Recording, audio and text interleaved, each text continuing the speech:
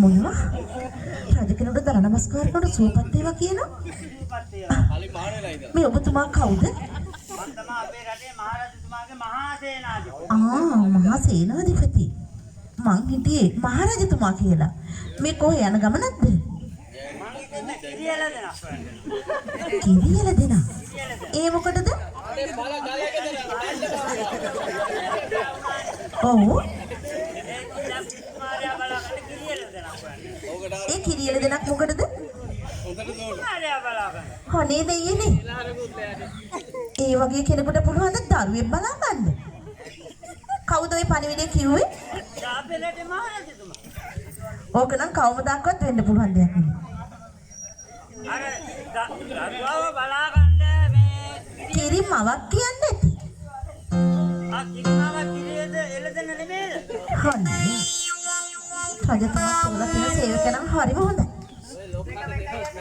ඔබට කියන්නේ නැති කිරිමවක් හොයන්න කියලා. බලාගෙන මේ කොරටුවේ පැලට ගිහම පෑගෙයි. නංගි මොනවද මේ එන්නේ? ඔයද? ඒ දැන් අර පතෝල කරල් වල මං ගලක් කෙලලා තියෙන්නේ. ඒ වාර ඇද වෙනවනේ. මම තද ඉඳන් ඇදලා ඉන්නේ කාලෙන්න. එහෙමද? අදමද දැක්කේ? ඔය පැත්තේ යන්න එපා.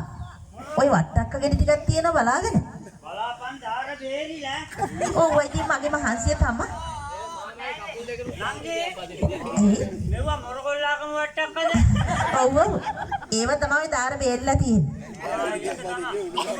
දාර බේරින. ඒක තමයි. මේ අර කියපු වැඩේට ඒ දරුවා බලා ගන්න නම් හැබැයි මං නම් කැමති. ඒ වුණාට වගේ අප්පොච්චියා අප්පෝ කියන්නවත් දෙන්නේ නැති වෙයි. ඈ? අප්පොච්චට දුවන්න එහෙම පුළුවන්ද? මගේ අප්පොච්චියටද? ආය මොකද? දුවනවා කියන එක න ะ. ඇයි එහෙම හැව්වේ? නෑ මට උන්ද සැකයි වගේ ටිකක්. ඇයි? නෑ මම මෙතන ඉන්නවා දැක්කොත් එහෙම. නෑ මගේ අප්පොච්චියා මේ කොරටු පැත්තට ඉන්නේ. මගේ අප්පොච්චියා මේ වෙනකොට ඉන්නේ පැල්කොටේ. පැල්කොටේ කියලා? ඔව්. මේ එහෙනම් මං කියන්න වැඩ. මොකද්ද?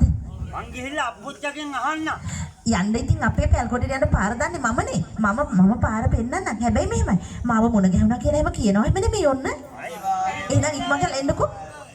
අපි යමු ඉක්මනට. මගේ අප්පොච්චියට කියන්න එපා මාව මුණ ගැහුණා කියලා ඔන්න.